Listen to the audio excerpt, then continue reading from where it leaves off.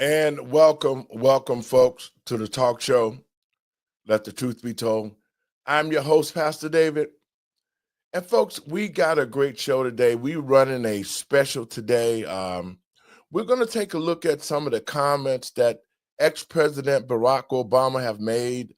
There's serious claims of treason against him for what he did in the 2020 election regarding the Russian collusion. So, folks, if you ain't got nothing to do, call your friends and let them know. You're listening to Let the Truth Be Told Radio.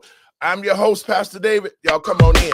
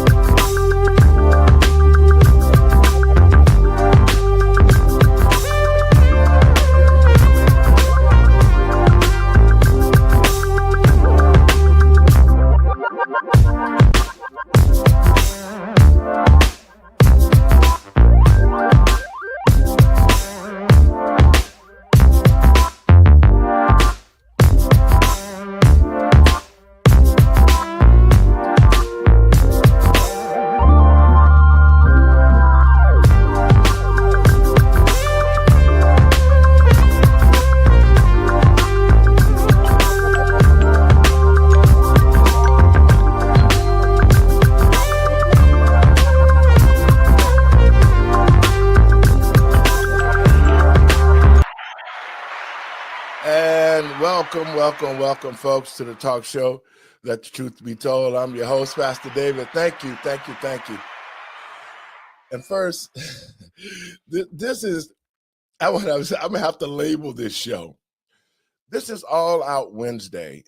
We have decided to make sure that we pick a topic, and we're going to expound on it today. But first, let me give all praises to God and my Lord and Savior, Yahshua of Nazareth, who made it possible for me to be here, and those who are listening to the show. Blessings to you and welcome.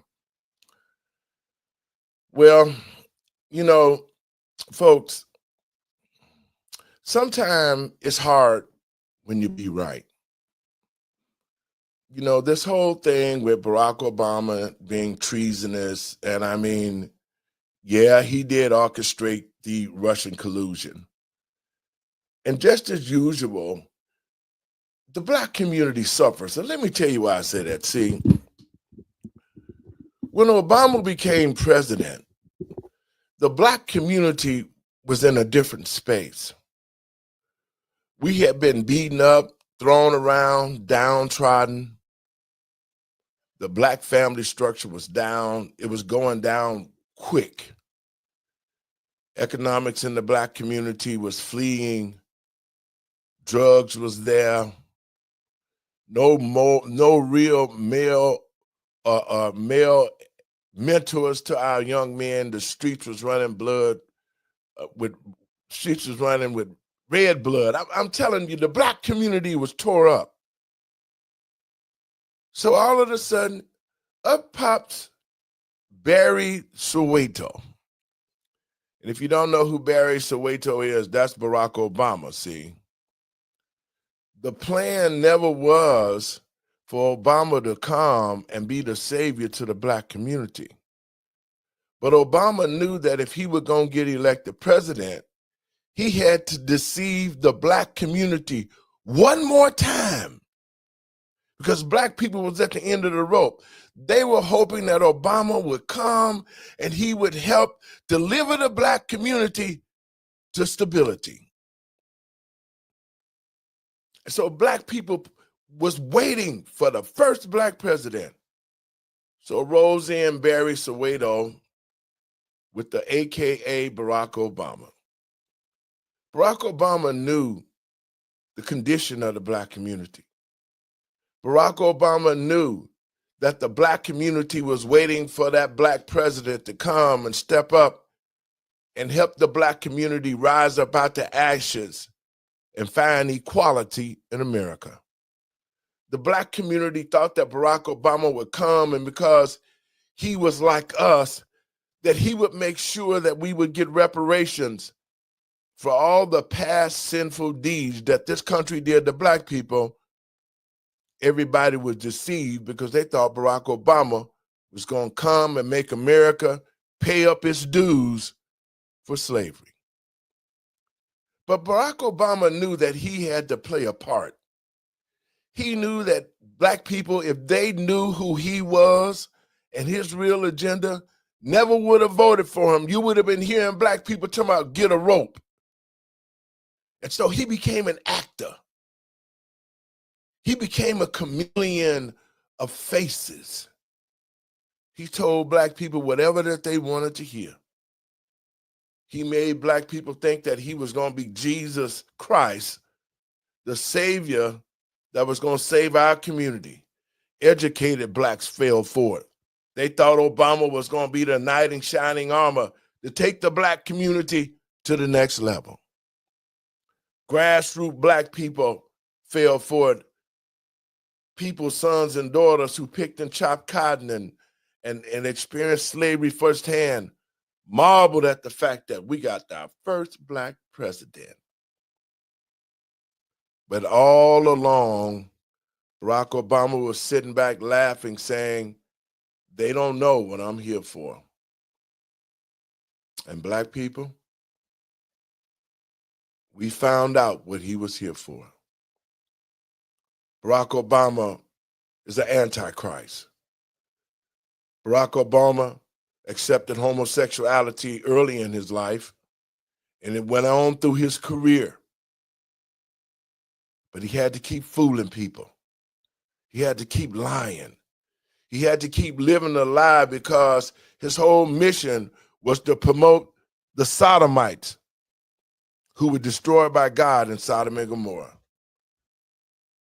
Barack Obama was the Trojan horse that was sent in our community to promote abortion, to promote homosexuality, to promote transgenderism, all the things against God.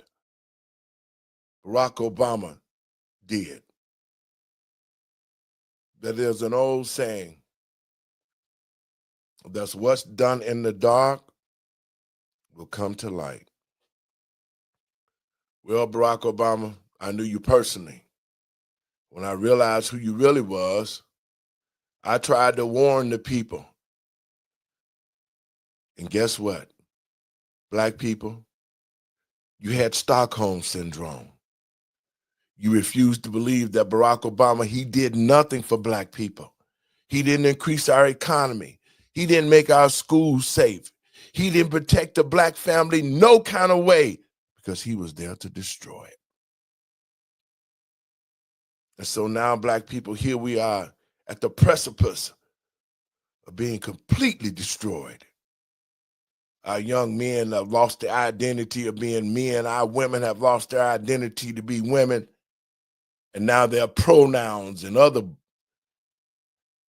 things that I won't say that should not be. Barack Obama became the enemy of God through the same-sex marriage. Black people didn't pick up on it because they were so looking for a champion to save us. And a lot of them didn't care because they thought Barack Obama was going to uplift the black community. And here we are, 8 years of Obama, of him hiding and lying and making black people think he was going to do something and never did nothing. After his 8 years, he blamed and told everybody, well, my hands was tied. They wouldn't let me do nothing. Y'all know I would have did something. So y'all keep voting for the Democrats. And because I did do something, I put people in place to change the culture of this country. That's what he did. He invaded our schools with homosexuality. He invaded our government and our army and made it weak because you had homosexuals in the army getting operations to become something unnatural. He set a culture against us. He used COVID. And I kept telling people, COVID, covert. He used COVID as a smoke screen to put people in places and to create the laws that he wanted to promote the new third world order of manufactured human beings, which was known as transgenders. Y'all saw it. We experienced it. We coming away from under it right now. 4 years of Joe Biden with this transgender crap, destroying the minds of our young men and our women, making them think that it's okay to have sex with the same kind. Invaded our schools with this crap. And now the American people don't know what to do since President Trump got into office. So today we're going to explore Barry Soweto, AKA Barack Obama. And in saying that, let me bring in my co-host. What's up, Doc? Hey, how you doing? What's up, Dre? How you guys doing? Well, guys, since y'all been with me, y'all know, and y'all gotta admit, I've been saying it was Barack Obama a long time with the hidden agenda with the gays, and this whole thing was what he was trying to manufacture. What's y'all thoughts on that? Well, I mean, it's all coming out, but I think people still, to your point, have Stockholm syndrome. They really don't want to admit what it is. They don't want to see it, but it's so blatant. But this is what Satan does, right? Mm-hmm. He will sell you a lie, and it is really, truly up to you to see it for the lie that it is. So it's going to be interesting to see what type of rift this causes within the Black community, white communities, the gay community themselves, right? It's going to be interesting to see how this all fleshes itself out. Your thoughts, Dre? So I remember, the newspaper clippings when this guy became president for the first time, and how excited I was and the community was. And I think you really hit it on the head with your soliloquy and opening statement. Everything that's done in the dark will come to the light. Yes. And that has happened, and we're seeing it. But I think, going back to your other point, people haven't seen the results from what he's been doing, and now he's starting to tell on himself. Yeah. So it's blatant. He doesn't care. He doesn't care who knows. He's just dropping the hints. And of course, this is not a topic that Numbers USA touches, but as you have made it abundantly clear, it is a big topic in the media, and you've expressed that it's out there now, and people need to be aware of it. Yes, and that's the reason why, I was up early this morning, and I was on the John Anthony show, Answers Detroit, and I had not really did a lot of research on it. And, we was talking about this whole thing about the Black community and how we've been deceived so many times. Politicians have come to us and they've used the Black community to get into office, and then their whole agenda changed. And it was never about us. In my community, as a Black man, I grew up on a plantation. And see, this is what I'm trying to tell people today. If our children saw what my parents went through, picking and chopping cotton, every time white folks came around, they had to put their head down and couldn't make eye contact with white people. If the generations knew the sacrifices that my parents made, that we made as parents ourselves to uplift the Black community, they wouldn't be killing each other. They wouldn't be running around doing nothing. They would be thinking about how could we take our community as a unit to the next level, because they got kids. The Black community now doesn't even have a future. What future do we have for our children?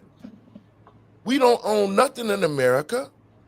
Our children don't even have the mental capacity to maintain anything. And it shows from the fact that parents left buildings and businesses to black kids, and they didn't even know how to run them, nor did they even know the process that you have to pay taxes. Yeah. See, so what do black people have? We have been put into a situation to where everybody else in our community getting rich. The Arabs, the Chinese, you name it, everybody, the migrants who came, they got rich off our taxpayer dollars. So when will the black community wake up and understand that the enemy is within us? Because now look at us.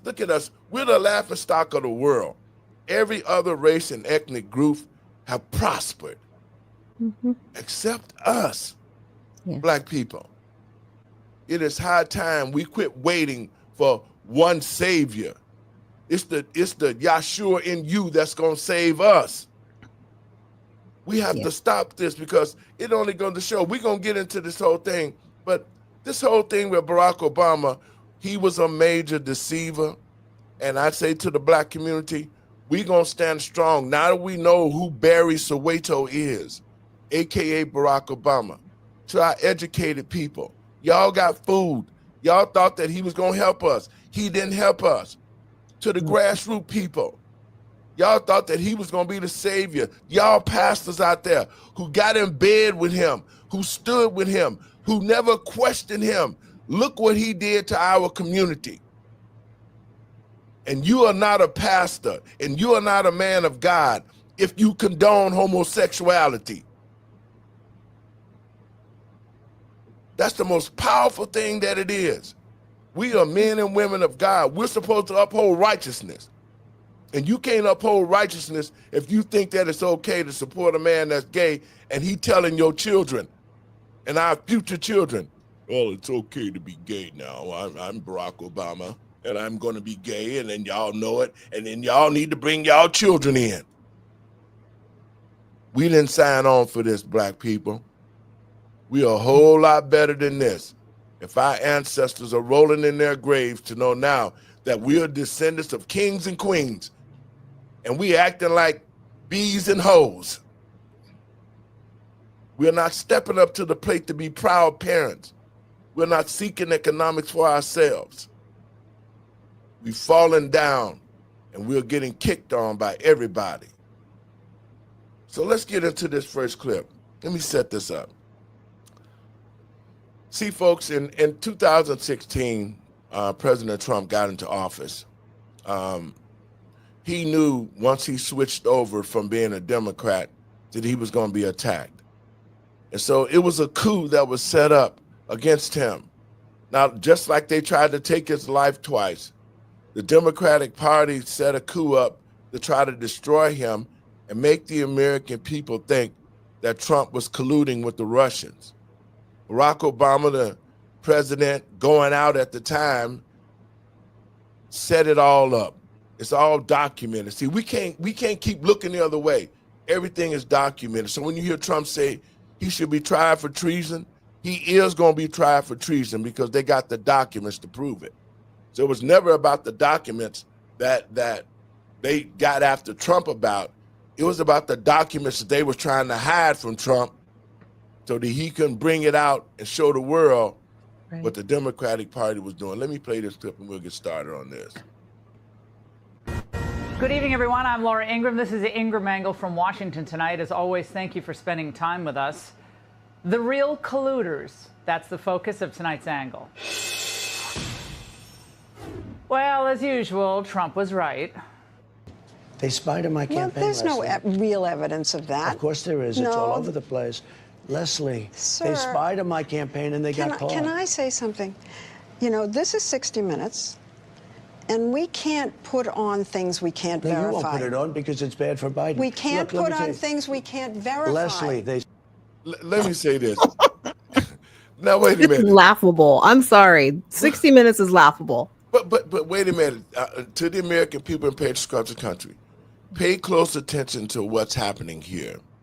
this woman knows like hell that they're guilty and knows exactly what they're doing, because most of the mainstream media is full of homosexuals. They're full of sodomites.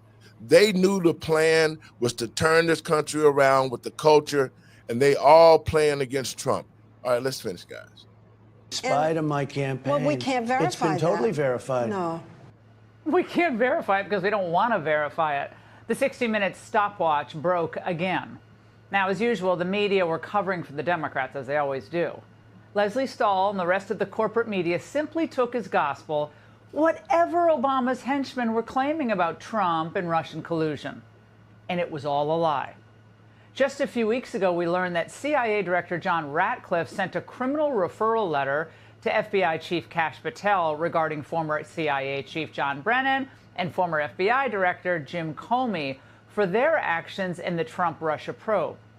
Now, these potentially include making false statements to Congress.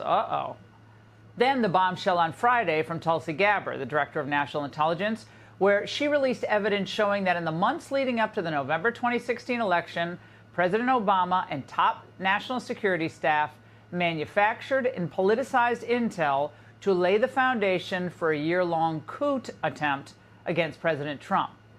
And Gabbard? Guys, I want your thoughts on that. Well, you know, Trump had been saying it for a long time, and everybody was like, no, you're crazy, you're crazy. And he was like, no, this is happening. And even other people came out and they were like, this is happening. No, you're crazy, you're crazy. Now that it's out, I want an apology. I want all them people who said everybody else was crazy. You need to come out and apologize. You just need to man up. You just need to man up and apologize. Your thoughts, Dre? Well, now we hear that the denials that are coming out, because at first there was silence, now there's denials. I am interested to see how this plays out, because this will be a major milestone in our history if a president is prosecuted as they believe he will be for the charges that they're calling for, which is treason. So I believe this. I believe if Obama's team thought that he was guilty, that he would already be out of the country in a place where we don't have extradition. So obviously they don't believe that they have the evidence at this point. So if that is the case, we have to see how this develops. And if he's even subpoenaed, that's going to be a telltale sign. Well, somebody made the suggestion that they needed to take their passports. Yes. Or make sure that they couldn't use them. Yes. So they could not go to another country. So they, couldn't do the whole extradition thing. Well, the whole thing is that they thought that they were able to bury these classified documents. That's what it was.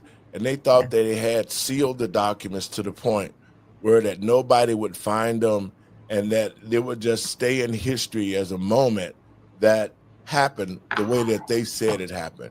Right. But to their demise, it didn't happen that way.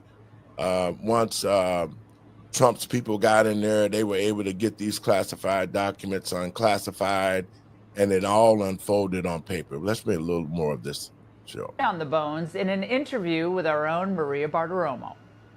The intelligence community agreed that there was no intelligence that reflected that Russia was trying to hack the election in favor of either candidate. The evidence showed, the intelligence showed that, again, Russia did not have either the intent nor the capability to be able to impact the outcome of the United States election. So it was very striking when we look back again at the documents that I declassified and released that shows there was a shift in early December, the first week of December. How strange a shift. Now, why was President Obama and his intel staff not satisfied with the assessments about Russia and whether Russia was interfering or not? But then another intel review took place. Again, another document was produced by the intelligence community, a president's daily brief that was consistent with every other assessment that was done previously leading up to the election. Russia did not, this is after the election now, did not attempt to affect the outcome of the American election. That was never published. And what happened to that assessment, which again found no. Okay, guys, your thoughts on it. Well, because that's what all the narrative was. This was Russia. These weren't bots. Russia collusion. You know, the Russia, as they like to say, Russia. Even Facebook pushed that narrative. All CNN, MSNBC, NBC, CBS. I mean, major outlets were pushing this, that it was Russian involvement, almost to the point where they pushed us, I wouldn't say into war, but into conflict with Russia. It got pretty bad. Your thoughts, Dre? Yeah, it did get really bad. And at the time I was hearing all this, I was thinking that he was going to be out by November of the same year, because they were so sure they had so much evidence that would warrant him being just out of office. Well, it was all a lie. We had some attorneys, Paul Caminera, on my show during that time, and he was saying that the Russians had nothing to do with it, and that this was all made up by the Obama administration to try to make sure that Trump, they was trying to take the election then in 2016. Yes. They were trying to steal the election in 2016, but they were unable to. And so this Russian collusion thing was the fright that they had, because coming up to 2020, they knew Trump was going to be the president again because he had the economy and the country going good. And at this point, as I was looking at it, at this point, Barack Obama had already set his 8 years. And in those 8 years, he had already started this homosexual move, this Armageddon. The sodomites were going to take the country. See, when he was in office for those 8 years, he set people in place. That's where the swamp came from. That's why Trump kept saying it's much deeper than he thought, because the collusion was with the news media, CBS, ABC. It wasn't until I went down to the Democratic convention where I saw the abortion truck and people getting abortions outside. But once that I entered inside the news media camp, everything was homosexuals. There was no straight people in ABC or CNN, none of those people. So Obama had already placed those people in place to spin the news as if, that's not it. It's crazy. That's why we never got the truth in the news. And that's why other agencies who were reporting the truth, the major channels that people watch, the news media that people trusted, the NBCs, ABCs, all of them were lying to us. MSBC, all of them was lying to us to cover up the fact. The real fact was that Barack Obama was trying to institute a third manufactured generation of people. They had colluded with him to do this, and it's showing now. Guys, we're going to play a little bit more of this. Was done previously leading up to the election. Russia did not, this is after the election now, did not attempt to affect the outcome of the American election. That was never published. And what happened to that assessment, which again found no Russian involvement in our election? Well, it turns out they didn't like the conclusions the intel agencies had made, so they decided to find new conclusions. Now, Director Gabbard says that hours before the intel would have gone into that presidential daily brief, a senior intel official pulled it, claiming, they received new guidance. The very next day, this meeting was called, a National Security Council meeting, bringing together all of the senior leaders of President Obama's cabinet, and the topic that was put forward was a sensitive matter. The tasks that came out of that meeting was coming from President Obama directing the intelligence community, then Obama's ODNI director Clapper, to produce a document, to produce an intelligence assessment that detailed not if, but how Moscow affected the outcome of the election that had already occurred, electing Donald Trump to the presidency. Yeah. Whoa. This is what they Hold call on. Now, a okay, so conspiracy, my friend. Not if, but how. That's huge. now That's implication. just think about this. Wow. Okay. I'm sorry. You say that you are this fine, upstanding president, and that you're going to do this for the country, and the country basically suffered under his leadership. Nothing grew under Obama. Everything got worse. Immigration and everybody. Black Housing. Lives Matter came along. Everybody, the country was Taxes just to went him. up. Everything. It's bad. But It's the bad. thing of it is now, to those black people who watching this show, I hope y'all share the show. This morning I was on The Answer in Detroit, and as I was telling black people what we needed to do, one of the questions in the interview was, Pastor, what do you say to people who think that you're spewing rhetoric about Barack Obama? First, I told them they need to watch my show tonight. And secondly, I told them to go research. Black people don't research. We believe what the media says as the gospel. Even in the Bible, it says, read for yourself to show yourself approved. In other words, if you read the Bible yourself, the pastor can't trick you because you know the word. So black people, stop sitting around talking about, oh, that nigga don't know what he's talking about. Do some research and find out, because if these people are so supposed to help us, why are we in this condition? Your thoughts, Trey? Well, going back to the rhetoric comment, my whole thing with that is rhetoric, surrounds like talking points. And who's sending you talking points? Like, you've been talking about this stuff for years. And since I've been here, not only have you told me where you found your sources, but you have personal relationships with him and people that are close to him. So for people not to know that you're not spewing out rhetoric, they don't really know your background. And, maybe they'll learn about you. But if they don't know, they need to ask somebody. That's why I say go do the research, because when he came to Chicago, I met him at an event. The Hip Hop Coalition invited me to speak there, and he was the state senator at the time.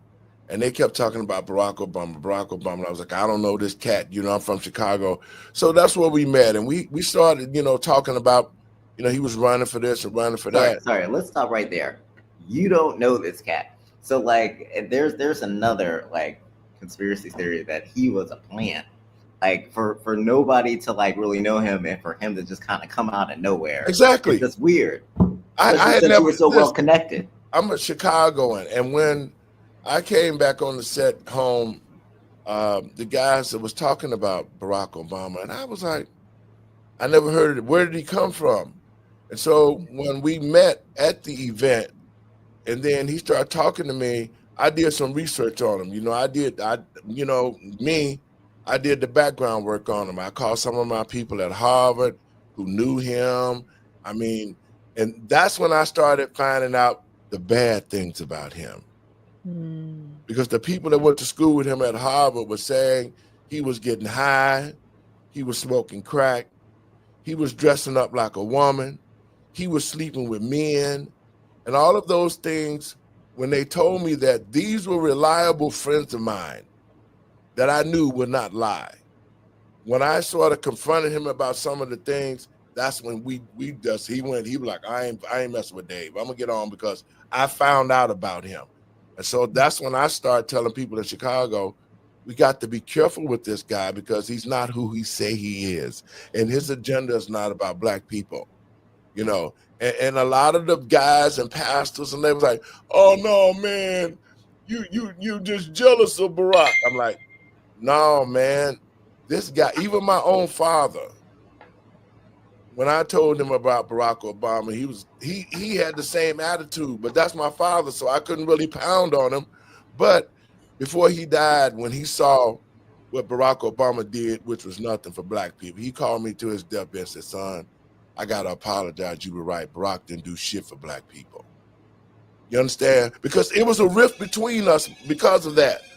And so So it's sort of personal for me because I've been telling people this whole time, this man is not who he is. His agenda is not about black people. His agenda is about promoting homosexuality. And people, now that you see it, it's no more hidden in the background of what he done did and how he tried to do it. We need to accept the fact that he is no good for the black community and he should never have any say regarding what black people should be doing. Let's play a little bit more of this. I want to get you guys' thoughts on this. Entitled to pull out every stop, including, if that was necessary, I guess, manufacture intel in order to stop President Trump.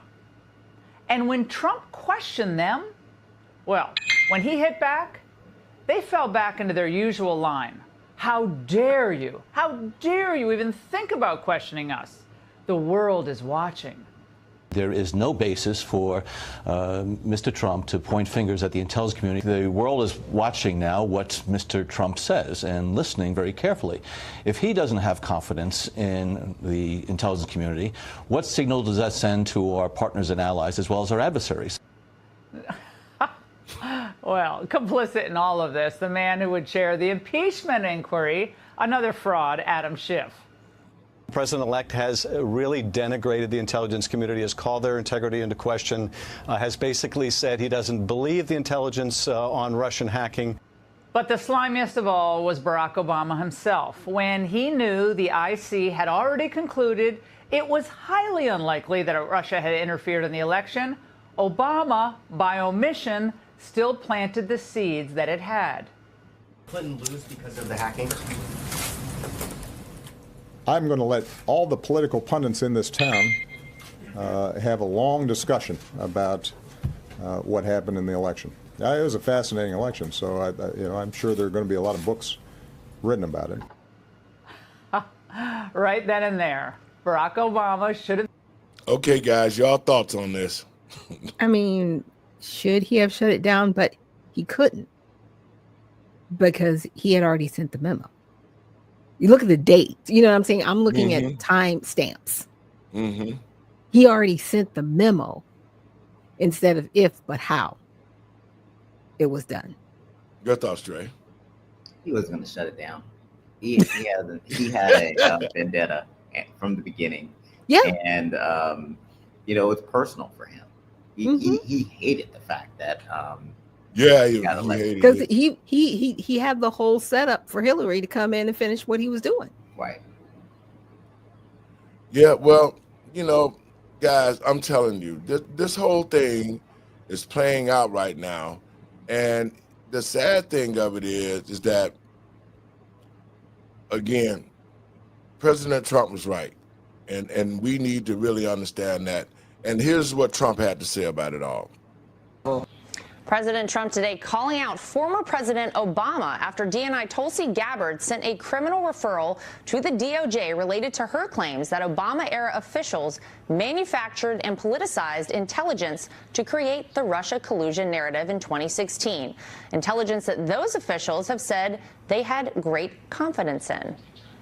John Brennan and Jim Comey and I are part of the group that were tasked by President Obama to put together all the reporting we had on the Russian interference, and which we did. And then, of course, on January 6th, we issued our intelligence community assessment documenting the Russian interference, in which we had very high confidence in the evidence that we presented. Gabbard also teeing up that there will be more declassified documents coming this week. Ahead of that, here's what we've learned so far. December 7th, 2016, the assessment reiterated that Russia did not tamper with election infrastructure. Just one day later, the editor of that assessment canceled the brief, quote, based on new guidance. By December 9th, 2016, Obama convened National Security Council principals and ordered a new assessment. And on January 6, 2017, the new unclassified assessment was released. Obama's office today. Question. Was that same January 6th? So when they talked to him, it was December 16th. So that was a week after.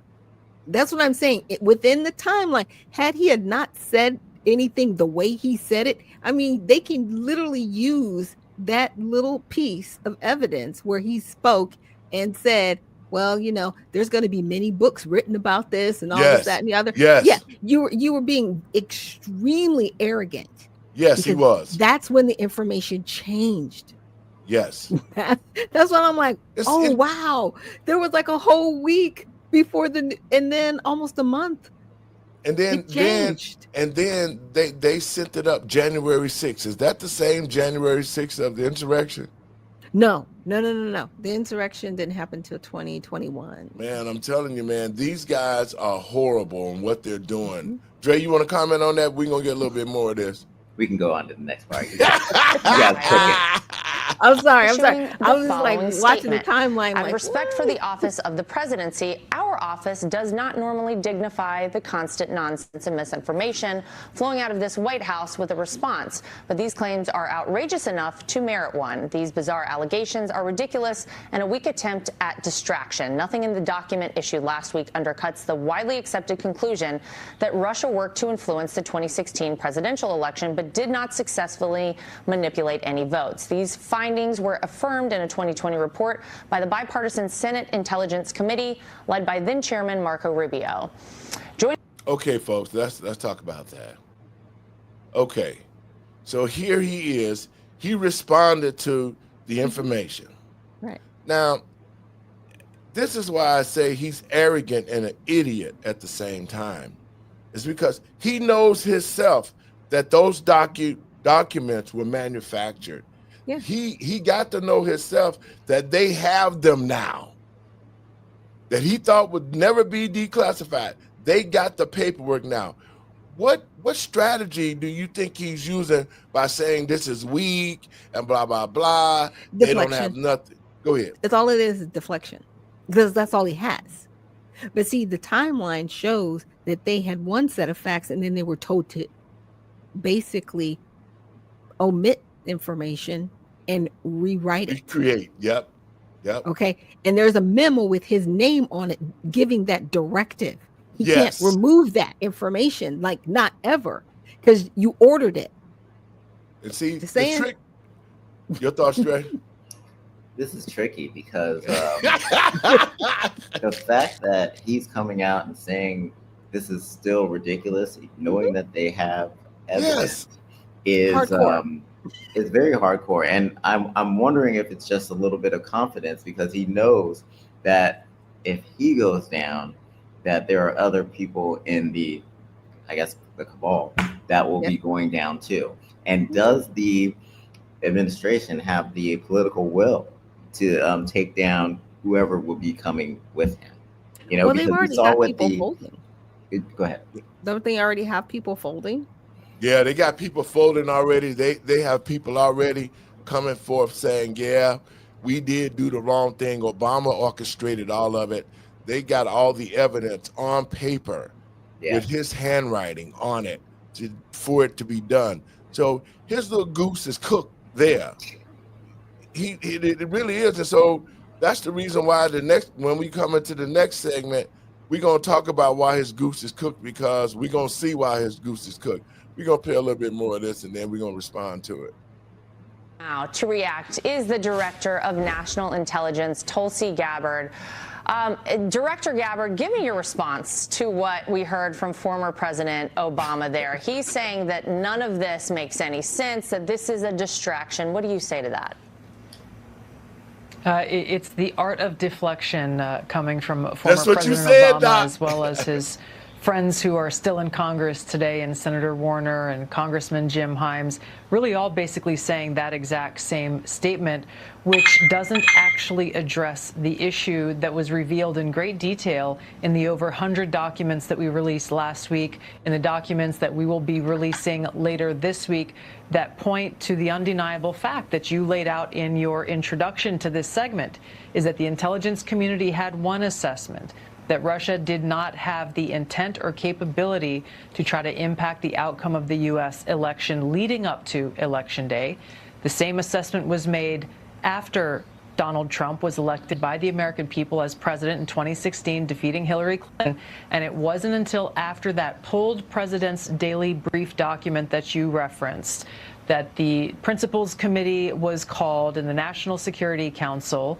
And President Obama then directed Obama's DNI James Clapper to lead the effort to create this new intelligence community assessment that detailed not if, but how Moscow attempted to influence the outcome of the U.S. election. So this is the thing that I think people should pay attention to, is neither the message from President Obama's office, neither the statements coming from Democrats in Congress today and their friends in the propaganda media. None of them are addressing this fact that there was a shift, a 180-degree shift from the intelligence community's assessment leading up to the election to the one that President Obama directed be produced after Donald Trump won the election, that completely contradicted those assessments that had come previously. The second thing I want to address that's very important, Laura, is that you in the clip that you played, you saw John Brennan, James Clapper, James Comey stated with high confidence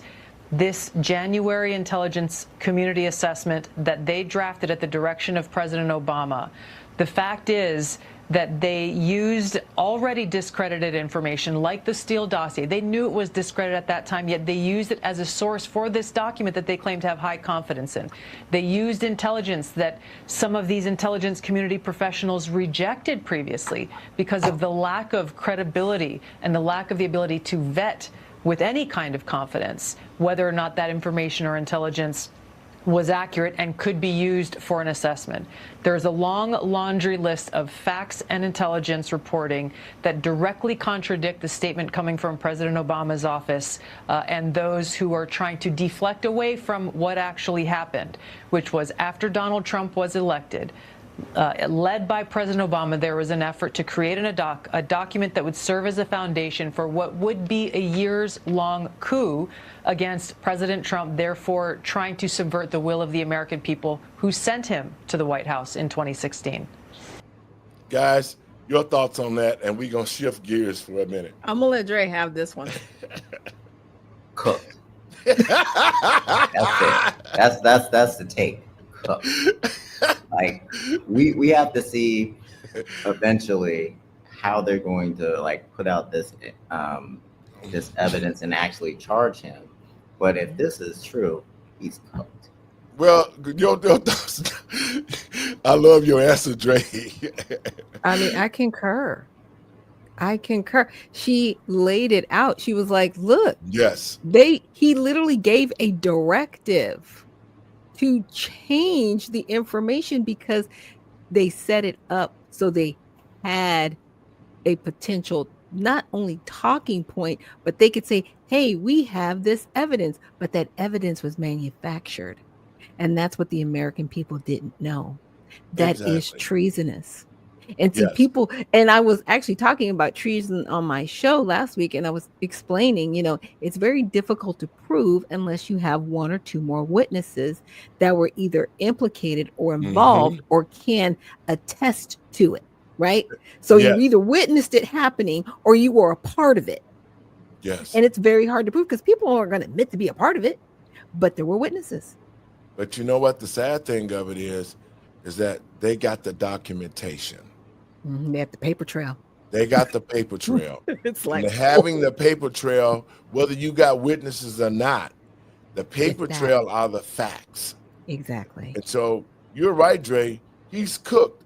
And to black people who got the Stockholm syndrome, if you don't know what Stockholm syndrome was, Stockholm syndrome was the Jews had been captive so long in the concentration camps.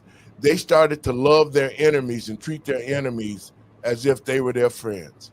And see, that's what had happened to black people. We allowed Barack Obama to hypnotize us with this Stockholm syndrome, like he was for us and he was the best thing since I'm the black Jesus for y'all.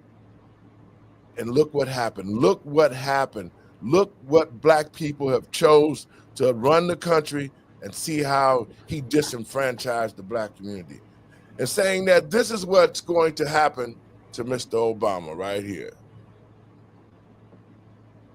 I want y'all to check this out. For fake news, top this. Donald Trump posting bogus images of Barack Obama being arrested.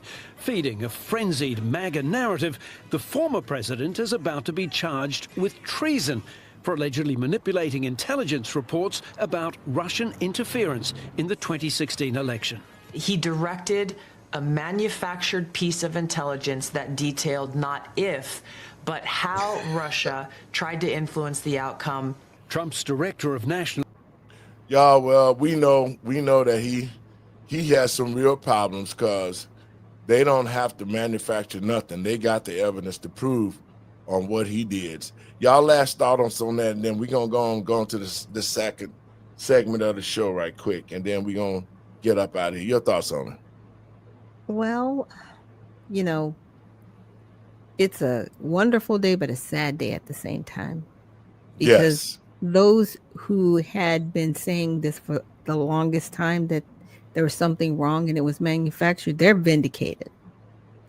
The sad part is everybody that championed Barack Obama, they are deceived. You know, and with that comes emotional fallout and downfall, right?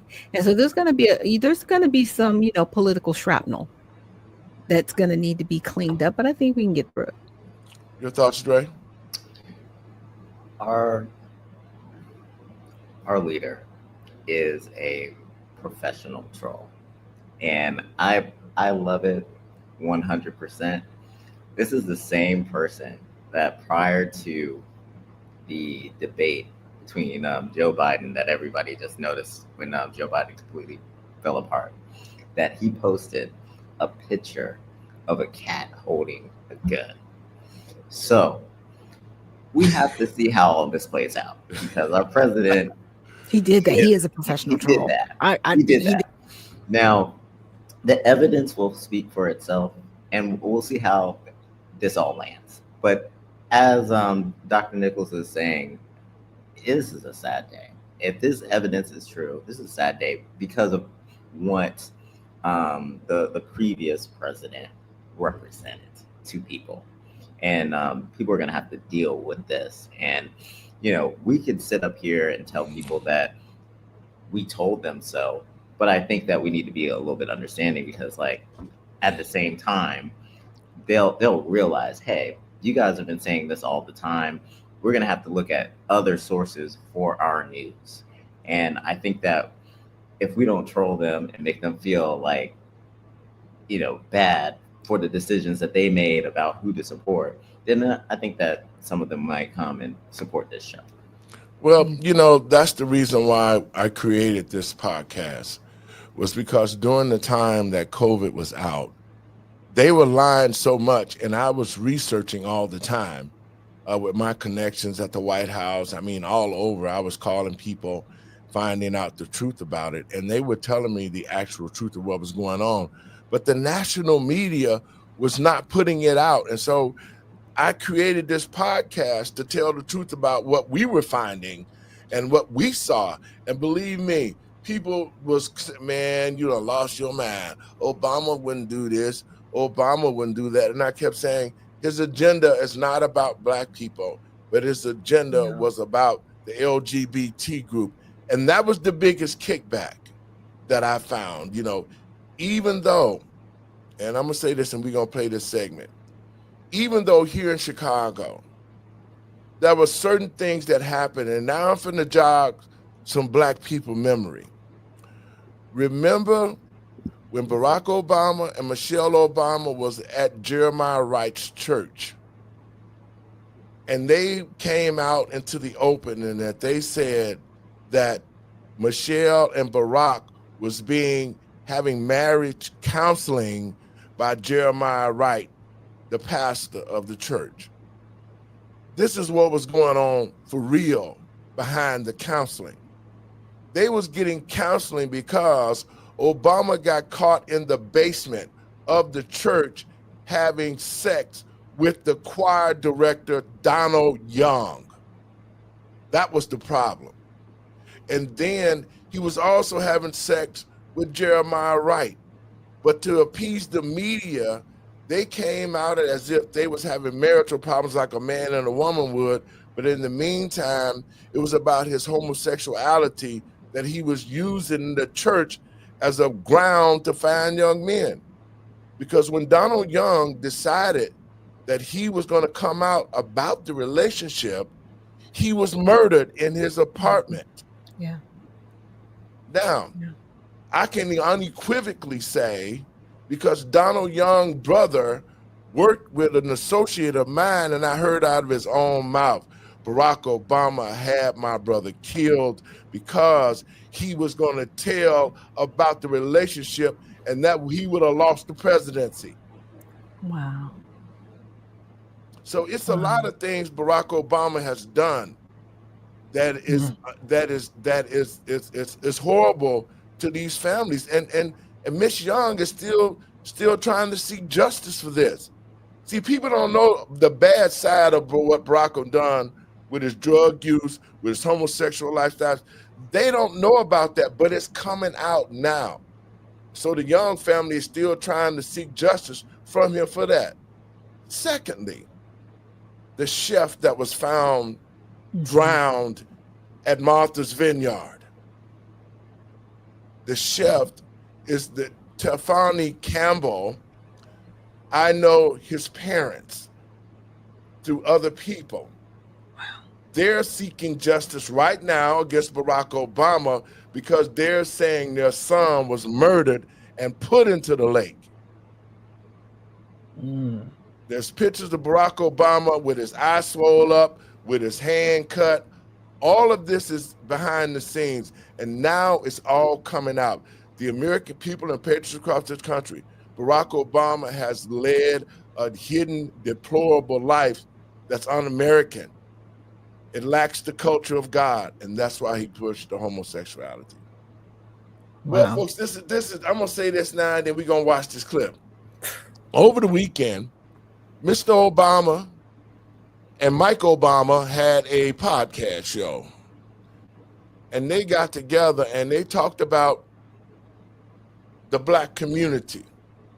They talked about the responsibilities of a man and a woman and how to raise boys and how to raise girls. Now, this is coming from Barack Obama, who is not even the real father of his kids. But anyway, I'm going to play a little clip of this. Y'all, I'm going to play it. But I'm telling people, do some research. Don't just sit, pass the line. No, this ain't nothing personal. This is for real. Do some research. And this is why people are able to get away with stuff on us, is because we don't research. Y'all check this out. By electing you as... No, that's not the one. Here we go, right here. And came up to me and she was so nice. She was like, "Can I have a picture?" Yeah. And then, so you know how you get the side hug, and she's like, Obama's podcast. "What did he do?" And you knew she was going to say what he did. He. And I was like, it wasn't like, what happened to him? That is so It was like, terrible. how'd he mess up? How'd he mess up? And I said, "Well, what makes you think he messed up? Why couldn't it Well, been why her?" did you just say no one messed up? Well, because I wanted to keep. Y'all look at how he all crossed up there. Barack crossed up like he a woman laying up there. He ought to be ashamed of himself. But in this interview, Barack Obama stated that young Black males need to have a gay mentor in their lives in case they need to have somebody to talk to. He's saying that every Black male should have a gay person in their lives. This is the type of stuff that I've been talking about and the agenda that he pushed on the American people to try to normalize it. Conversation going so that I can tell you about it. Oh, Lord.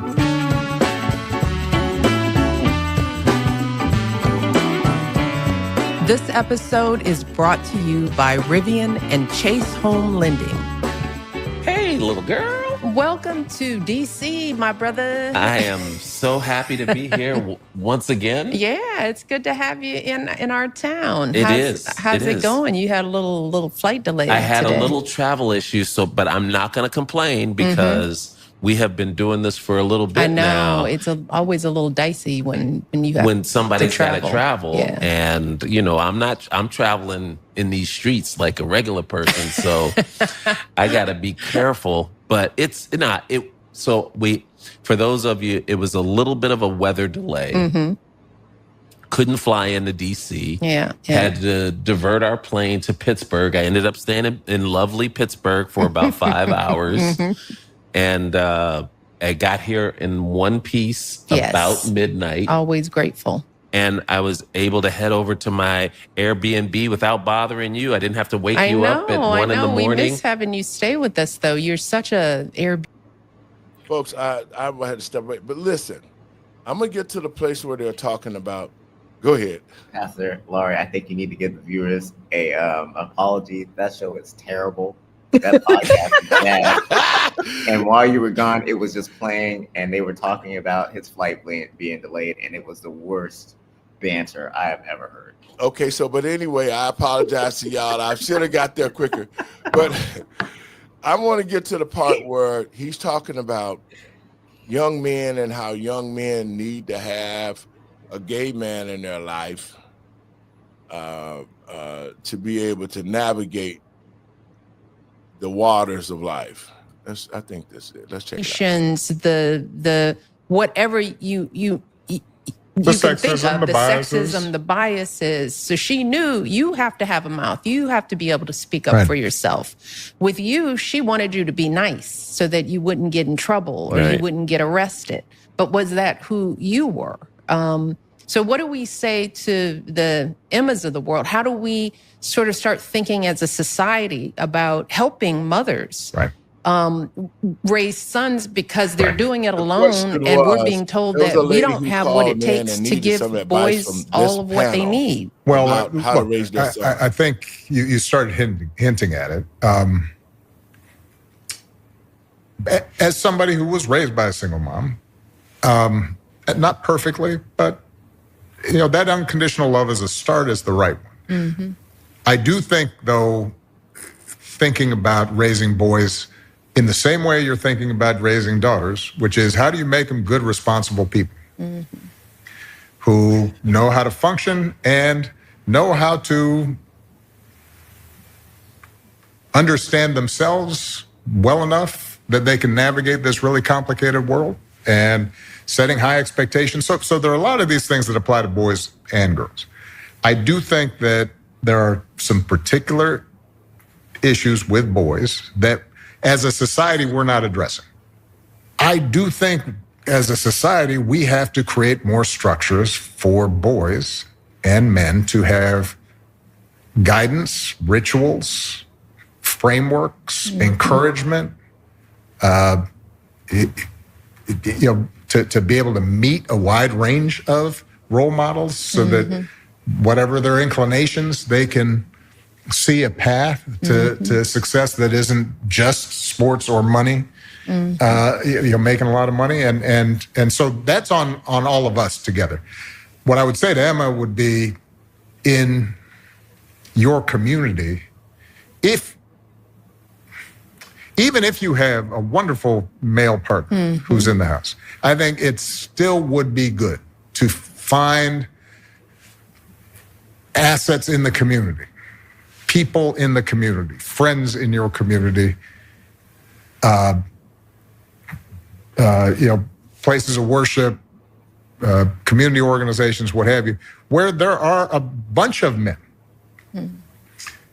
who can be sort of elders to boys. And so they're not just looking at one particular role model, but many. And one of the things when Michelle and I first started dating and I'd go over to your guys' house, one of the things I loved was just, seeing all your uncles and your cousins. And there were a bunch of different kinds of men. See, I want to stop it right there for a second. As a boy, why would you, as a man, he's not talking about, he didn't say nothing about no uncles and no aunts. He ain't said nothing about no woman. He just said, I just want to see all the uncles and all the boys. Oh, Dre, I ain't bothering you today. I'm gonna finish with this. There were men that were kind of soft-spoken, and then there were men that were loud, and there were men who were engineers, and then there were men who were Police officers. Police officers, or they drove, a jitney cab. Yeah. Right? Look at Big Mike. That's one of the things that I think a lot of times boys need is not just exposure to one guy. One dad. One dad. No matter how good the dad is. He can't be everything. He can't be everything. And that boy may need somebody to give the boy some perspective on the dad. Yeah, right? Yeah. One of the most valuable things I learned as explain. Can y'all explain that to me? Why would there are people that don't respect other people's households, and I kind of went through this personally with my bonus son, and he was dating a young lady, and this young lady was being raised predominantly by her mother. Her father was not in the home, and her mother felt the need to tell me how to run my household because she felt that his father and I weren't raising him right. We weren't doing things the way we needed to do, even though she's from a divorced household. She's trying to tell me how to run my household. And that's a problem. When you are trying to tear down somebody else's household, when you are on the outside looking in and you have no idea what happens on the inside of the household, you just assume everything. You're teaching somebody how to be disrespectful. See, it's God, family, then everybody else. Everybody else can't come in your house and tell you how to run your house and worship God. He was wrong. He was out of line. Yeah, and I think he's missing a critical point that Dr. Nichols brought up is like God's first, and his family, then his children. Well, and what I find is that what he's talking about, different types of men, like you get those types of things like when the kids are going to school or when they're going to church. Right. I'm not like a handy guy, but there are plenty of guys in my church that are handy. So we had somebody coming to the house and fix some things, and my son gets to watch them, interact with them. They're nice enough to allow him to assist them because he's interested in that stuff. He's actually good building stuff and working with his hands. So you don't need someone from the outside looking in to like negate or measure up to how your dad is. Like, that's what I didn't get. Yeah. What do you mean, Barack Obama, that you need another man to tell you how to measure up to your dad? I guess it's the rituals that he was talking about. What rituals? Like, I guess it's part of the ritual that they have. So the homosexuality, those are the homosexual rituals that they're talking about. I didn't need no other man to help me raise my kids. My children and my boys didn't need no other man to tell them the type of man that I am. They lived with me every day. They knew who their father was. They respected the way I raised them. So I didn't need another man to come in my house and teach my kids on who I am. That's totally ridiculous. But what he's trying to come and see, this is why I say he's a very deceiving sodomite. He's a deceiving sodomite because I'm going to let you watch a little bit more of this. Then we're going to play the rebuttal of what the community said about Barack. That's why this is special. Go ahead. Guy I had a gay professor in college at a time when openly gay folks still weren't out of line, who became one of my favorite professors and was a great guy and would call me out when I started saying stuff that was ignorant. You need that to show empathy and kindness. And by the way, you need that person in your friend group so that if you then have a boy who's gay or non-binary or what have you, they have somebody that they can go, okay, I'm not alone in this. Yeah. Right. So that I think is wait a minute, creating that community. I'm not alone in this. I have to stop it You right need there. a gay man? See, that's pedophilic. That's pedophile mentality. That's a pedophile right there. Right there. Straight up and down. Straight up and down. That's a pedophile right there. Wait a minute. To the American people and patriots across this country, to black men and black women across this country. This is the same Negro that was all up as the president talking about setting precedent, not for the black community, but setting it up for the gays. And now, all of y'all been talking this crap. Dre, before we even played this, what did I say? I said I called people at the college, at Harvard, who were friends of mine, who told me that Obama was gay. He was dealing with the gay professor. They was wearing clothes. He was giving them money. They was having sex. They was doing drugs. And he just said he had his favorite gay professor. Let's finish this off. Go ahead.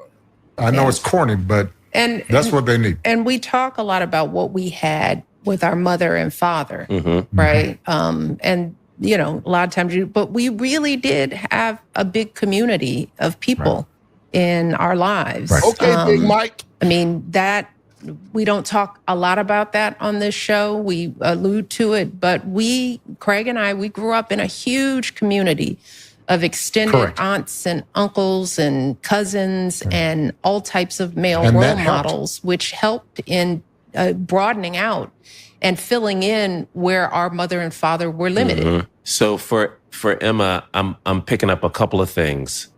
Community, big, huge, not just a single mom, mom or mom and dad, but a broad community. And I can appreciate you using our family as an example, but uncles, but not necessarily blood It doesn't uncles, have to be blood. but men who can who can give a kid or kids some contextualization of who their parents are. Right. And That's- also, what it and means- can model, Yeah. there are a lot of ways to be a responsible, respected, strong man. And you don't have to be rich, and you don't have to be a professional athlete. And you don't have to go find it on the internet among a group of unclear influences, you know. And this is a thing that parents, Emma has to understand: if her sons aren't getting it, they'll look for it someplace are going to else. look for it because boys need this. Right. Whether they think that they're happy playing video. So I got a question for you, Dre. Okay. Do you think that your son need a gay man to come in and counsel with him and tell him that who you are and show him the gay lifestyle if that's inside of him? Neither one of my sons. I want to be their example, and whoever I expose them to, I trust their example as well. That's a family member, that's a friend, those are men in the church. But at the same time, it all starts with me. And then of course God. It all starts with God, and then I'm a reflection of God. Yes. So I'm his first experience as a earthly father to his heavenly father. So it's my responsibility to imitate God to the best of my ability. So I don't want him imitating anybody else. Exactly. Your thoughts, Doc? It's disgusting what they're talking about. Like I said, it's completely pedophilic because even if you're separated from their biological father, that is still their dad. That is their first point of contact, period.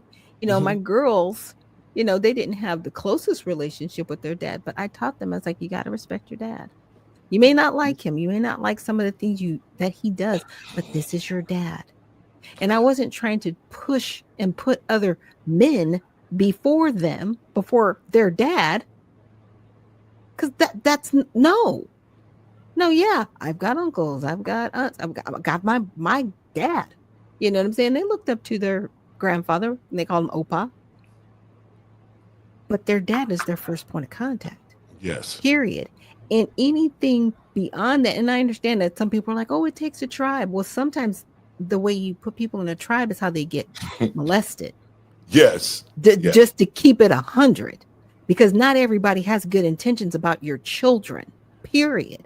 You have to be that first point of contact. And this is what we call leasing out your parenting responsibilities. Yes. We need to be responsible as parents first. And this is something that I've definitely learned from Gabs, from Affirming Reality. We have to take the responsibility and not, you know, basically cipher it out to other people to do. This is why our children are messed up.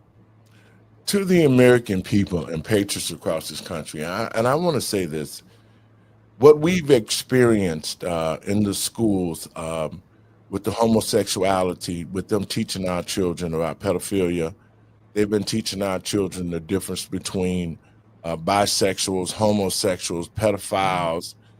Our children has not even learned math. And the people that are watching this show, parents who have children in the school system in Illinois, now that you watch this show, you can see where the homosexual law came from. Because what Barack Obama is explaining to us is that he's saying this, and we saw it in the schools. It's okay for your children to learn about the gay side and the gay lifestyle. This is what Barack Obama is saying out of his own mouth. The attitude that these people are having on this show is exactly what they enforced into the school system across this country, this type of damn indoctrination. Yeah. He's saying it right here. He's showing us in our face. As the president, I indoctrinated all of y'all children. I took math, science, and reading out of the schools to indoctrinate your children to become homosexuals and part of the LGBT group. Well, if you don't do it, you still are forced to learn about it. It was Barack Obama, and I've been telling people, he's the one who created the same sex. He's the one who created this homosexual curriculum, and he and Joe Biden and the Democratic Party was the ones who forced it in our schools, who forced it in our lifestyle, who forced it in our cities, and almost destroyed the Black community, y'all. Let's listen to the rest of this. That's this Antichrist. That's all he is, basically. Games on their own, and we haven't even talked about how the rise in video games has sort of left kids feeling like, well, this is who I am. I'm alone, or I'm interacting through a game virtually, but I don't have any in real life friends. Kids are going to seek out some kind of community. So big community, I would emphasize, because they need to have other outlets. They have to be able to learn how to be more than just the sport that they care about. Right. And while they get great skills in sports and they learn a whole lot of traits, teamwork. It isn't music. It's not language. It's not social art in certain ways. Right. And so I think we owe it to our boys to be very deliberate about saying enough with sports and let's try some other things. Or at least encouraging them and exposing them to it in a way. Look, pause that moment. You know who says that? People that can't play sports and live in the basement.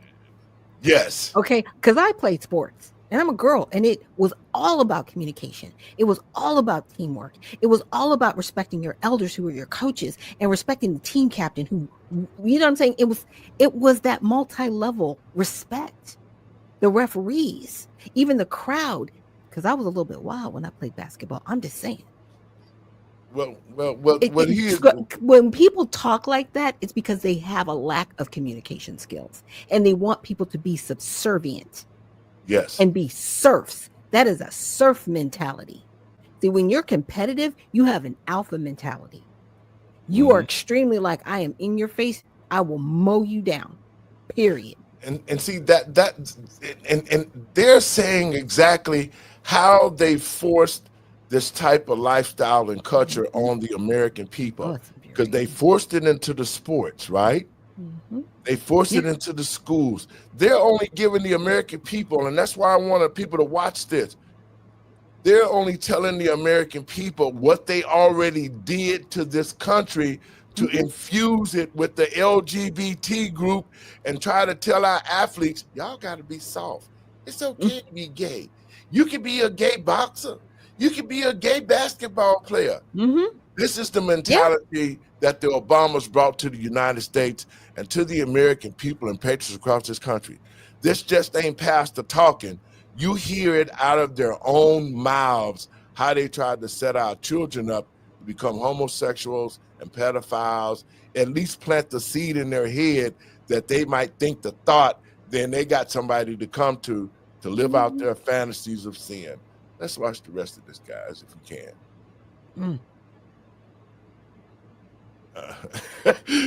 I'm sorry. I got a little emotional. In the community, friends in your community. Let's see, we passed that point. Going to seek out some kind of community. So big community. I would emphasize, because they need to have other outlets. They have to be able to learn how to be more than just the sport that they care about.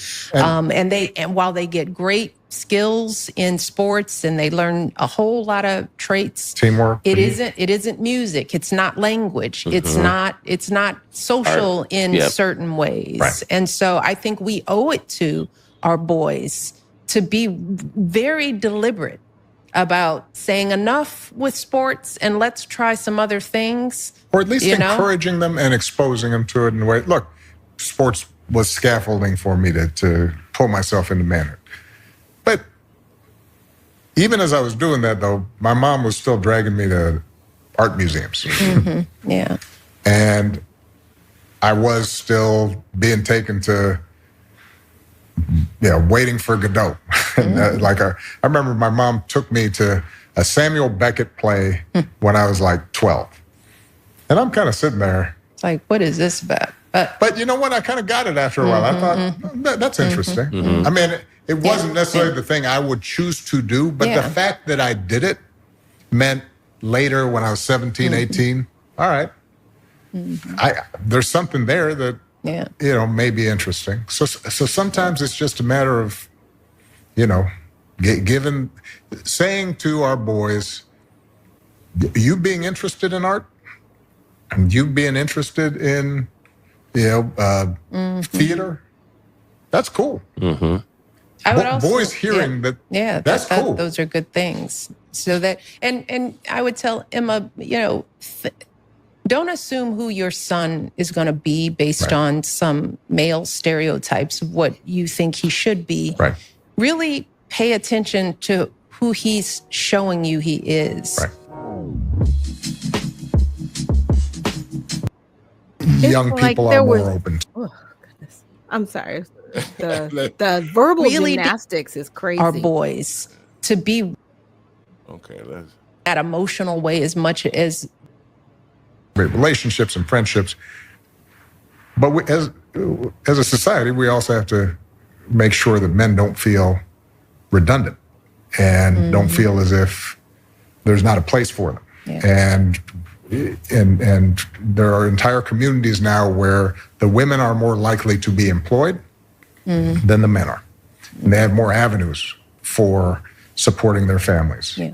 And that is something that no matter how much talk you engage in, if guys are feeling left out and not respected, then they're going to act some kind of way, and they're also going to pass that on to their sons. And we're making huge generalizations because in every community there are going to be exceptions.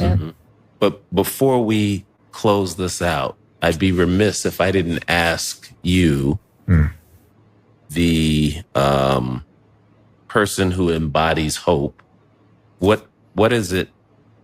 What do you see as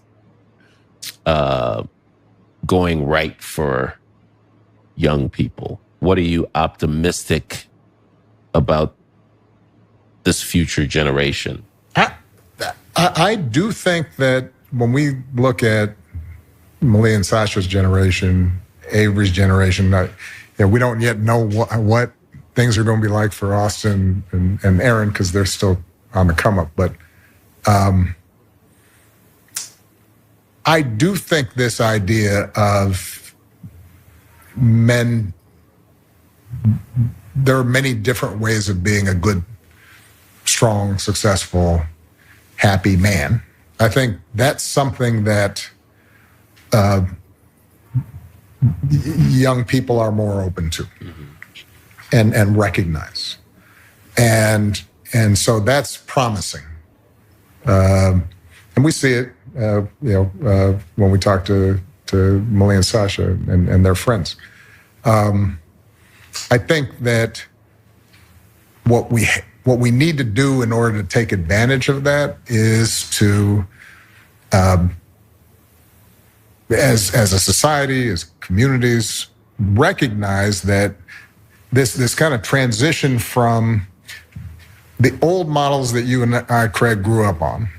Just like you said, you took a lot of good stuff from your dad, but then there were some modifications that just had to be made, either because of blind spots, limits, lack of resource, what have you.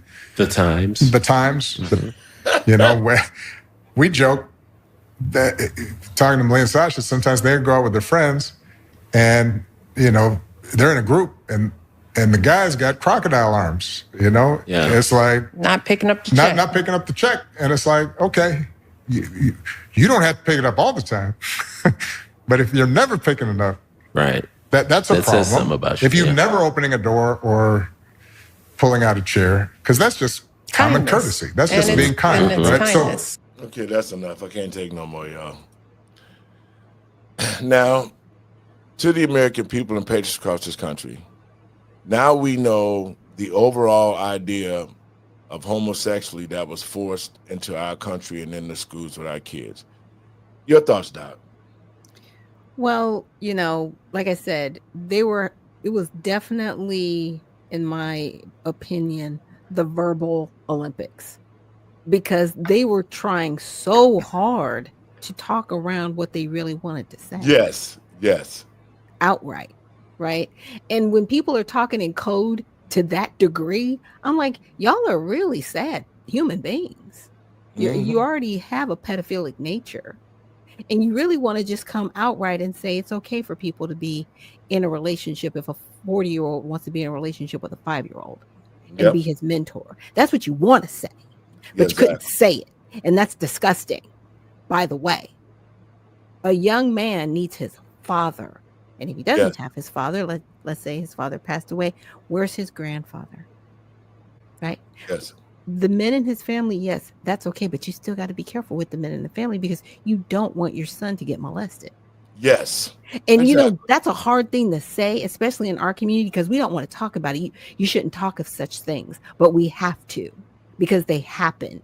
And you need to be a good steward over the human being that God has entrusted you with. And that's just it, period. Your thoughts, Dre. Now I'm going to play this last clip and y'all going to get y'all thoughts on it. Okay. Well, the first thing I want to say is that there's no wisdom in this show whatsoever. The verbal Olympics, like you're saying, Dr. Nichols, is just off the charts. I think that if parents are looking at their children, they can tell who they are. And the problem with some parents is they try to force kids into a box, right? And my dad, with his experience, he always told me that he was never going to push us into sports. If we were interested in something, he would allow us to try it, teach us how to do it, right? But these parents are too busy to watch their kids. The cost of everything is so high, everyone's working, and we have all these single parent homes, we have too much immigration, and we have all these problems, and the children are being neglected. Yes. And if they take the time to really kind of watch in who they are, I can look at one of my sons and say, okay, well, he's really good at like engineering type stuff. Like he loves to play sports, but I don't think he's going to be an NFL guy.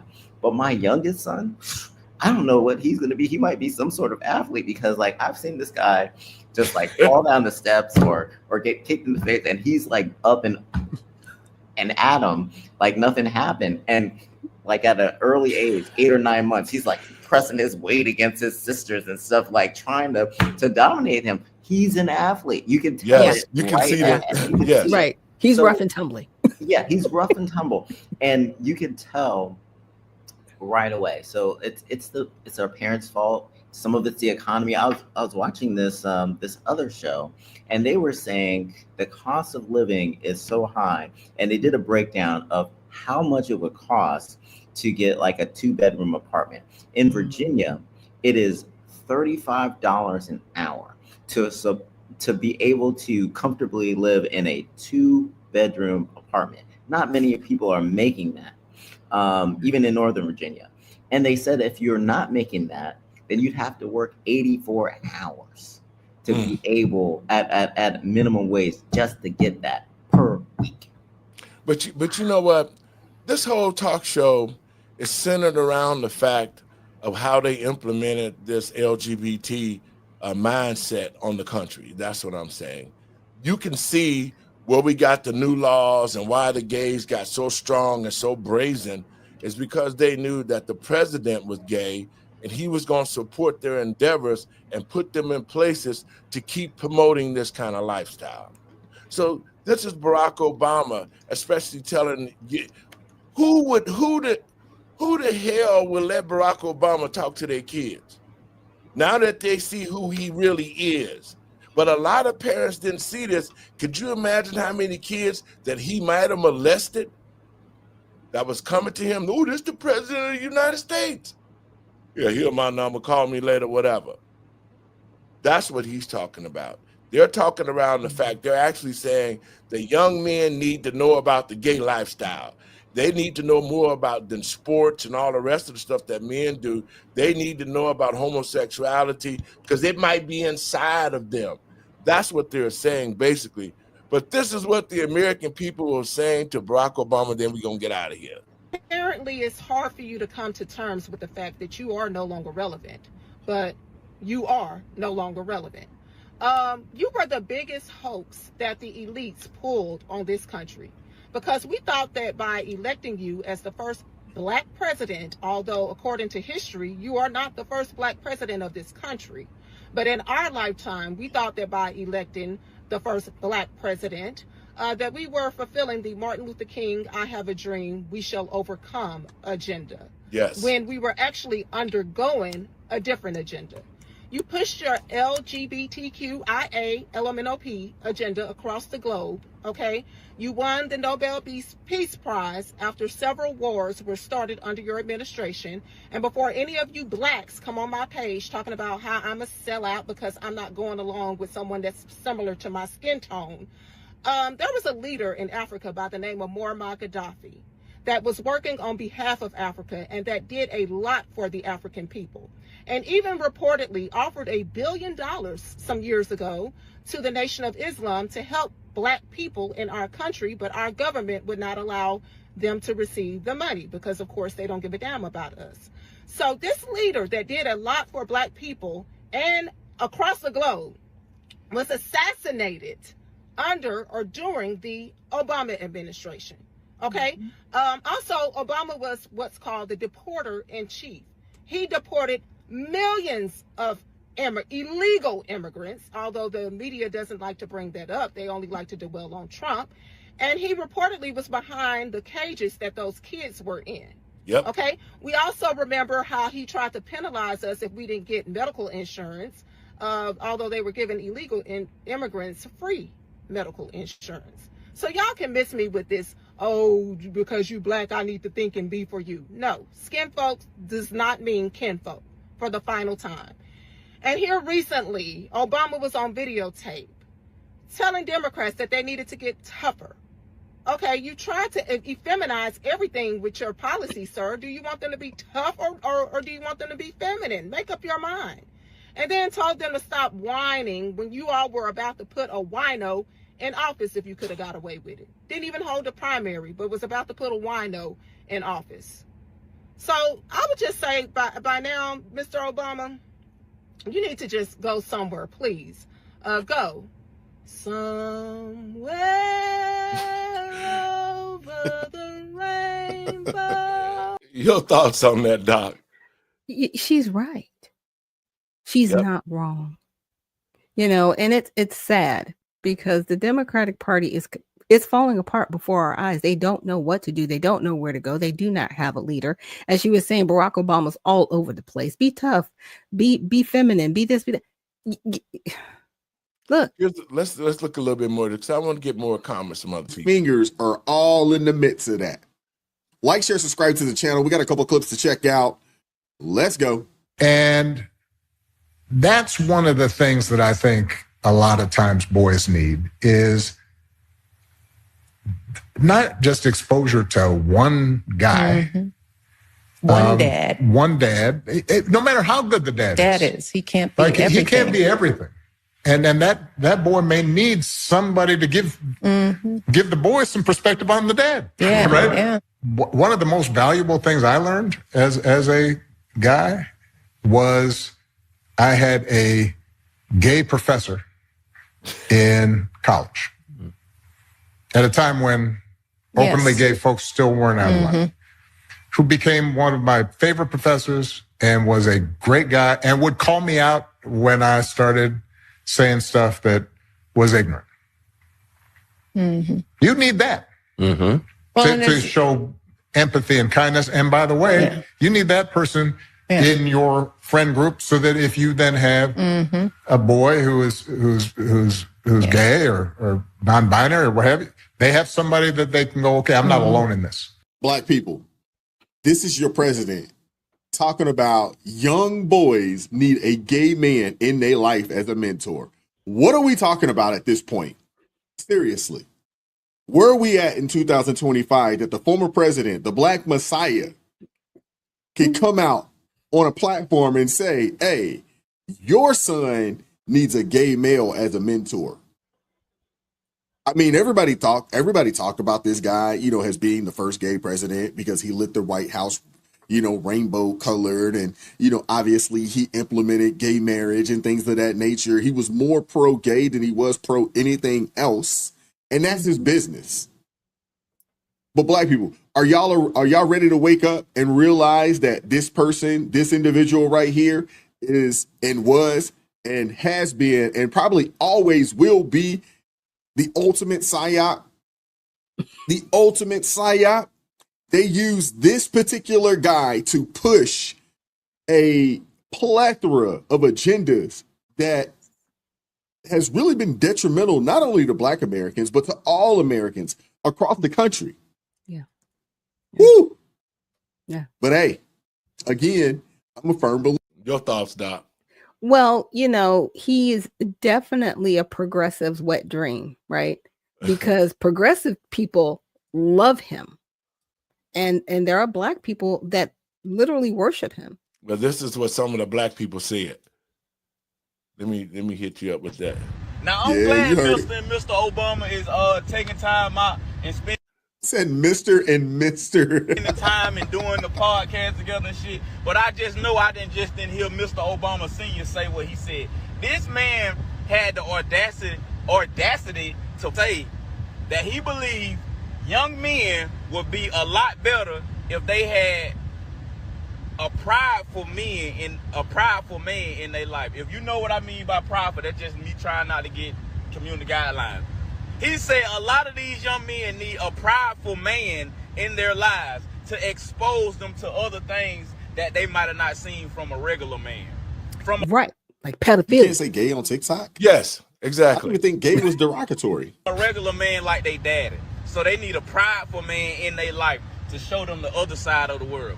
But what the f is Obama talking about? I'm so sick and tired of him. Your presidency is over. Sit down and stop trying to be relevant. We know what you like. We been knew what you like. We know about you and we know about Mr. and Mr. Obama. We know what you like. So why is you steady trying to force that shit down the throats of our Black American people? Like, what the f is you doing? You are so detrimental to the Black community, and a lot of Black people don't even see it. Yep. You steady trying to force that shit down our throat, talking about something. A lot of young men will benefit from having a relationship with a prideful man to show them the other side of the world that they missing, that they won't get from their daddy. Obama, please take 3 seats. Sit down. I'm tired of hearing it. I'm tired of Mr. and Mr. Obama spewing their doctrines out to the world for the world to see. I don't want to. What the f you talking about? Sit the fuck down, Obama. Sit your ass down. Stop trying to be relevant. Stop trying to push that shit out into our culture. Like, y'all don't see this shit.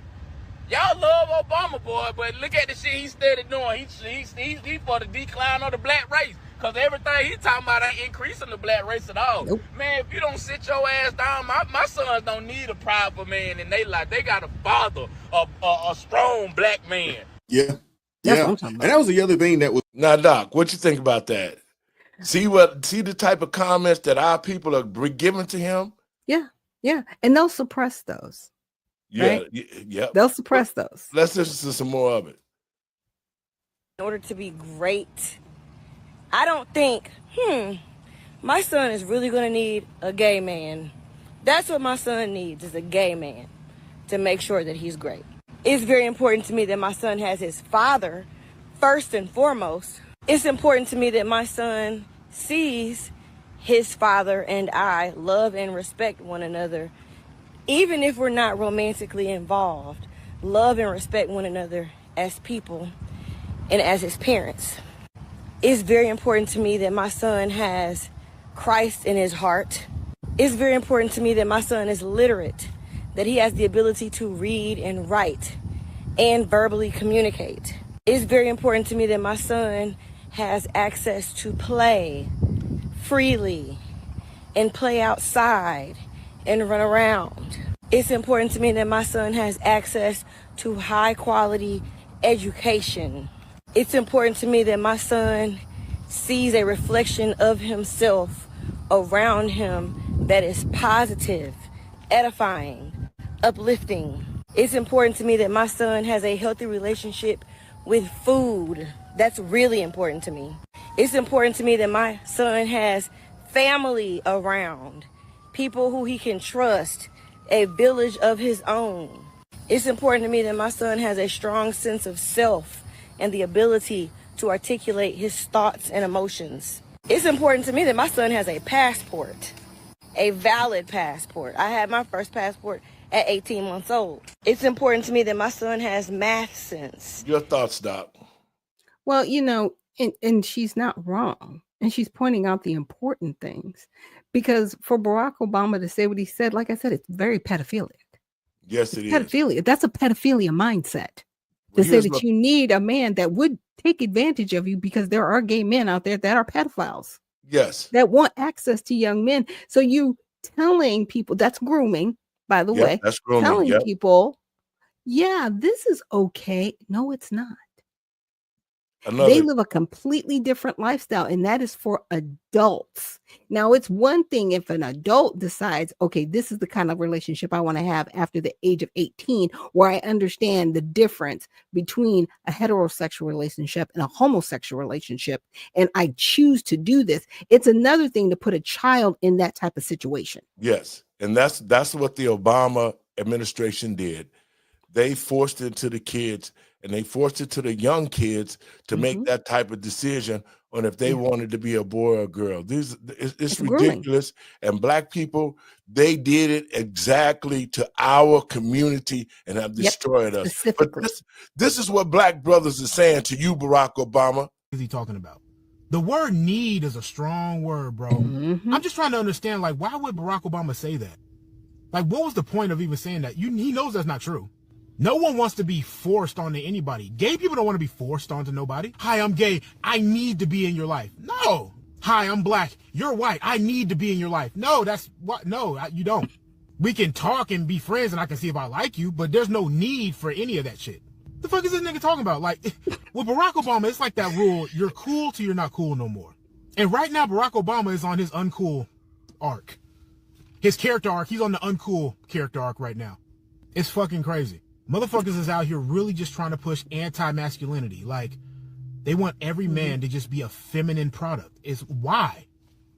A very feminine man, he's not going to go to war. That's why. He ain't dying for nobody. He'll be like, fuck that shit. I need to go get my nails done. He's not going to do any of that shit. He's not going to go to war. Masculine men are the one who built this goddamn society. They built America. They go to war and they die in a ditch. I don't understand this massive push to end masculinity in America, in the Western society. Why? I don't know, man. Your thoughts, Doc? Well, our men in particular are built differently. A lot of them are taller. Yes. They're stronger. They're more muscular. Yes. They're very intelligent. Legacy system. And I've always said, if you want to destroy a people, you need to train them how to hate themselves, and they'll ultimately destroy themselves on their own. Yes. By propping someone like this up that they believe people will follow and listen to, he is to our detriment, because the his wife, you know, she's a supporter of Margaret Sanger. So on Yes. this side of the aisle, it's like, kill your baby even before your baby gets to the planet, because you don't have time for a baby, because you need to be an executive. And then on the other side of the table, you've got somebody saying, hey, your child needs a gay man in their life, especially if they're a boy. So now you're just going to totally destroy a whole generation of future people, because that child's either going to be molested or end up thinking, okay, it's okay for me to be with another man, not a woman, so I'm not going to procreate. So all they are death and destruction. When I see them, that's all I see is death and destruction. I mean, they made a cute video, pointing at each other, talking about, you do this more, you do. And I was like, oh, it was a lighthearted moment. And then I had to remember, I was like, wait a minute. You're all about destroying the Black community specifically. You didn't say anything about whites, Asians, Indians, Latinos, just us. Just us. You're you know what? This is the last dance right here. And we need to push and rail up against this. Wherever they go, they need to be booed out of town. Booed. If you see them coming, if they're like, oh yeah, so-and-so's going to be here, it needs to be an empty Coliseum. They can't even give tickets away. That's what I'm talking about. Yeah, and that's why I wanted to play this show to the American people and patriots across this country, especially Black Americans. The persons that you held so dearly, Michelle Obama and Barack Obama, to your heart, who you thought that was really a man and woman marriage, and it was not. It was a dysfunctional marriage. They deceived the American people. They became trillionaires off the American people. They activated the gay lifestyle and promoted it, not only in America, but it was forced on people across the world. That was their agenda. To the American people and patriots across this country, especially Black people. Now that you see that Barack Obama never had any intentions to help the Black community, to rebuild the Black community, his own intentions was self-inflicted when he wanted to make sure that other boys who was confused about who they are made sure that they learned about who gay people was and what the gay lifestyle was. All the stuff that we saw that happened with the transgender came from Barack Obama and Michelle Obama. And I think Black people, now that with the covers off, I think that Barack Obama need to sit his ass down somewhere and shut up. Black people have awakening. We're not going to give our sons and daughters over to the LGBT group, Obama. You need to disappear. Because I can tell you this, God don't like ugliness. And your day is coming, because from the way it looks, you're going to end up in prison where you want to be anyway. Your last words, Doc. Well, to your point, it is a sad day. But at the same time, I'm really glad that everything is coming out the way it's coming out. Yes. Because, see, God has great timing. Yes. And people are actually a lot more alert these days. They're perceptive, or, their perspective of media is changing. They are researching more, and they're taking a second look at things that are presented to them. So everything that's coming out right now about former President Obama is a good thing. It's a good snowball, because it's undeniable. You can't take it back. Genie's out of the bottle. Toothpaste is out of the tube. It's out of the tube. And you can't put it back. It's out there. And it's gonna, show in time. He is who he is. It's already showing. Okay, Doc. Yeah. Give me your last words and we out. Okay, well, thank you everybody for joining us here. And like I always like to say, when you see all these things happening, make sure you look up, for your redemption is drawing near, and definitely check out the USA Redemption Party at usaredemptionparty.com. We are looking for candidates to be servants of the people, not politicians. And we're also looking for people to join the party. So definitely check us out at usaredemptionparty.com. Folks, and I want to thank you, Doc, for showing up, and we'll be talking soon. Have a great evening. Folks, I want to thank you for tuning in. I wanted to make sure that we know who we're dealing with. I've been saying it for a while now, but for it to come out of his mouth, now that we know who we're dealing with, now we know where LGBT came from, now we know why reading and science and math was taken out to school. It was all at the direction of Barack Obama to change our lives, to destroy our families, and create a whole new manufactured group of people called transgenders, and to destroy the Black community. God bless you. Y'all check it out. We'll see y'all tomorrow. Have a great evening. And remember, embrace your children. Teach them about history. Teach them about who they are. And teach them that God only made two races, a man and a woman. God bless you. Let's make this country great again. Peace.